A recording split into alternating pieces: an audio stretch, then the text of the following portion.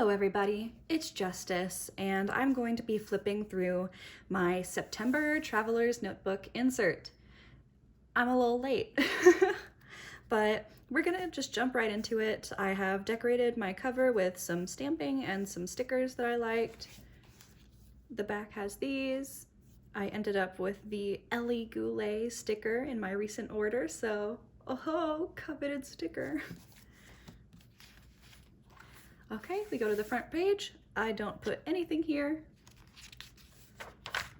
Second page, I don't put anything here. Now the first actual spread. This time around for my weekly spreads, I decided to do more rainbow.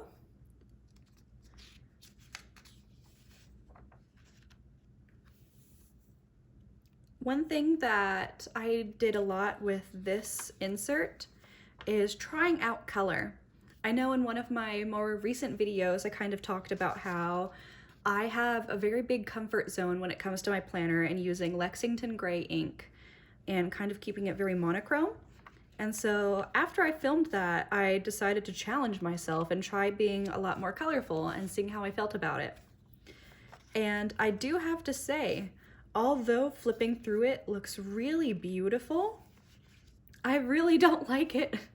Like, this is one of my least favorite pages, and it's one of my more experimental ones. Like, I had a little doodle, I tried to color it in with highlighters, make it really interesting. I have a little tip in. I am not really enjoying it, as sad as that is to say. Like, even this one, I did a very big watercolor painting and then just taped some pieces of paper over it because I flip through my journal constantly just to kind of make myself happy, and seeing those pages really irritated me. And so I wanted something a little bit more bland to the eye, as boring as that is to sound. But I really did take an active effort in trying to add more color and be a little bit more experimental. Break out my highlighters again, use different inks instead of feeling like I need to be stuck with one ink to make a cohesive insert.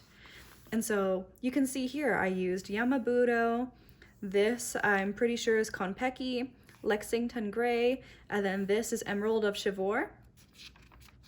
But I don't like how it looks. And then for these, the orange is Noodler's Apache Sunset. I put it in my big ol' like 1.5 or something like that stub nib so that I could just use it up. And then I have Emerald of Chivor here again, Konpeki. This background is, oh gosh, what is it called? Studio something Ralph Waldo Emerson. I got some ink samples for my birthday and I wanted to try everything out. And it was very fun to write with, but the way that I put them together, I'm very not a fan of. It makes me uncomfortable. But also, that's the beauty of notebooks and journaling, is that you can be uncomfortable and then just finish the notebook and put it away. That's all you have to do.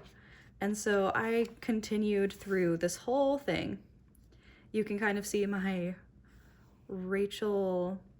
Amanda Rachel, sorry, oh my gosh, I'm such a fake fan. My Amanda Rachel washi tapes. I got some awesome stamps from the snail mail.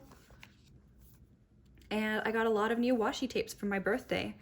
And so I decided I would try to use those as well, since I was already doing this push to get out of my comfort zone.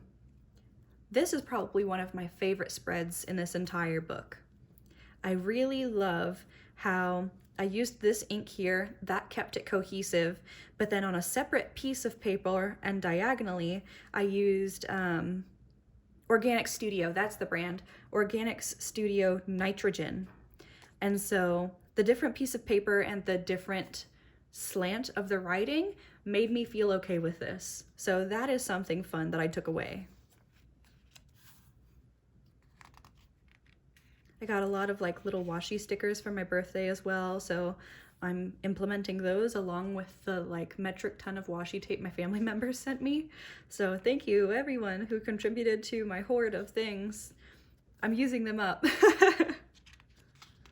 And so around this time, you definitely see the switch in me trying to be more color cohesive because the very beginning of the journal made me so sad that I wanted it to look pretty. And so I started going with different color schemes, still using up a lot of the things I got for my birthday so that they can be useful, but keeping along with a look instead of just putting colors everywhere, because I found out that doesn't work for me. But I do think that this was a very interesting experiment. Getting out of your comfort zone is a very good thing. But also it's very interesting to me to see how weird it makes my brain feel to do that, because these books are my comfort spots. And so having things not how I like them, I guess. I'm really neurotic. I'm a Virgo and I also have some other problems, but having things in my comfort area that I don't like really affect me. So that's really fun to learn. Yeah, fun times. This video took a real weird turn there, so I'm so sorry if I made it a bummer, but I think it is also important to self-reflect.